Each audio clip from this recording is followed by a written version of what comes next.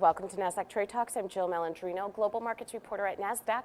Joining us for this segment, we have Robert Alvarez, CFO of Nasdaq-listed BigCommerce, to discuss trends in e-commerce and where BigCommerce fits in the ecosystem. Robert, it's great to have you with us. Welcome to Trade Talks. Thanks, Jill. Good to be with you. Thanks for having me. You got it. E-commerce is a fast-growing industry with several established players and newcomers entering the market every day. How does BigCommerce differentiate itself from others? Yeah, I think the number one thing that I think we do that's special, really allow merchants to customize their offering. If you think about e-commerce today, it's not a one-size-fits-all. Merchants of all sizes have unique needs. So as we think about serving merchants for both kind of B2C type of merchants or B2B, we really do allow them to kind of custom build their solution to serve their business the best. And so if you think about offline retail today, I think the offline retailers really want to differentiate themselves in terms of that experience. Same rules apply online. I think merchants like Ted Baker, who we recently launched, very customized front-end experience. They're able to sell into 4 different geographies. They're able to take multiple currencies. They're able to do multiple languages. And they're able to manage all of that on one control panel with BigCommerce. And so as we think about how e-commerce is evolving, it really is going to be around how merchants really want to differentiate themselves online and making that consumer experience as optimized as possible. Some e-commerce companies sell to the masses and others focus on special retail segments. Does BigCommerce have a particular type of merchant that you focus on? Yeah, we've gone through a kind of evolution. Our journey, we really have opened up the platform to where we can really, again, allow merchants to customize their offerings. So we can support merchants, small, medium, and large. Our focus over the last, I'd say, 5 years has definitely been servicing even the largest merchants. And I think it resonates really well. If you think about, if you're a small merchant, maybe a one-size-fits-all will serve your needs well, but as you get bigger, you really have custom requirements. So big merchants really love the fact that not only are we flexible and customizable, but they can really take advantage of not only the technology that we build, but the technology of our partners. So what's different about BigCommerce is we focus 100% of our mind share on the e-commerce platform, and we're very partner friendly in that we identify the best of breed partners across all the different categories around commerce, payments, shipping, fulfillment, omni-channel, marketing, and our merchants get the benefit of the best technologies and the development around those technologies from our partners.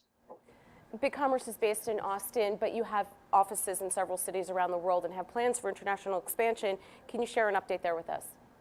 Yeah, great. We have expanded internationally aggressively. We've got a great team in the UK that covers EMEA. Our EMEA growth rates are probably the highest growth rates in our business. We've got a great team out of Sydney that covers APAC. We're entering into Latin America now. And what we're finding is that, the international markets in terms of e-commerce, got a lot of established businesses that have customers and they've got sophistication around their needs for e-commerce. And if you take a step back today and you look at what's happened over the last 2 to 3 years, I think e-commerce is top of mind for a lot of merchants. I think especially the merchants that we speak with, whether they're B2C or B2B, they're looking at a multi-year horizon in terms of their e-commerce platform. And these businesses really love the fact that they can really customize their offering on BigCommerce, and that we're enterprise grade. We can support merchants of all sizes, and they love the stability of our platform, but they also love the new technologies they can take advantage of to power their e-commerce. And Robert, you started the year with a couple of acquisitions related to B2B e-commerce. What are you seeing in B2B, and how do those deals address what's happening there?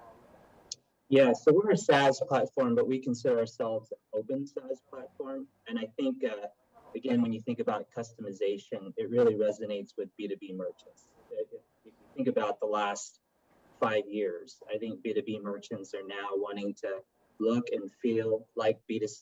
They want to take advantage of technology. They want to be more modern. They want a kind of modern experience. And they want to really automate a lot of manual processes. And so B2B merchants, I often say it's kind of more bespoke. They have a more unique need, and that's where BigCommerce shines, because again, we're not a one-stop, one size fit for all. We're allow B2B merchants to take their unique requirements and fit it into to their e-commerce platform. And the acquisitions we made really accelerate that. So we had 2 acquisitions that kind of what we feel meet the needs of about 60 to 70% of the B2B use cases that we're seeing. And I think for a SaaS platform in the market, we believe that we're kind of the best fit for B2B merchants that want to really take advantage of SaaS. And when you think about SaaS, you get the benefits of a platform that takes care of a lot of the scalability, a lot of the back-end automation. You don't have to build everything from scratch, and you get the advantage of using some very modern architecture to be able to kind of support your e-commerce needs across a lot of different use cases. And to wrap up here, what are some of the broader trends that you're seeing in e-commerce, and what is really exciting to you, and how does BigCommerce fit into the future of e-commerce?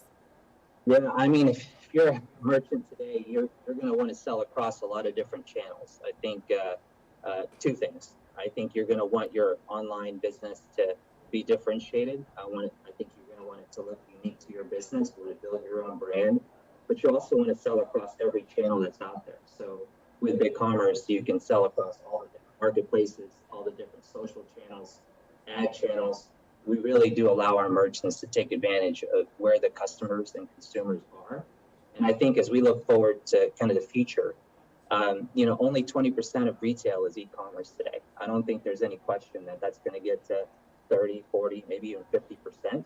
And I think as the buying experience gets easier and better, the consumer expectations are high.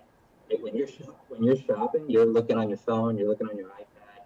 You want that checkout to be really slick and easy. You want not just the purchase to be optimized, but you want the delivery of what you buy. You want to make sure that what you thought you were buying is what you get.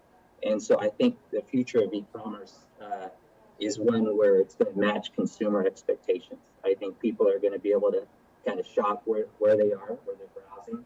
And I think that delivery of the goods and how consumers, their satisfaction in terms of that experience is only going to get better and better. Yep, always comes back to the experience, doesn't it, Robert? Thanks for joining us on Trade Talks. I'm Jill Malandrino, Global Markets Reporter at Nasdaq.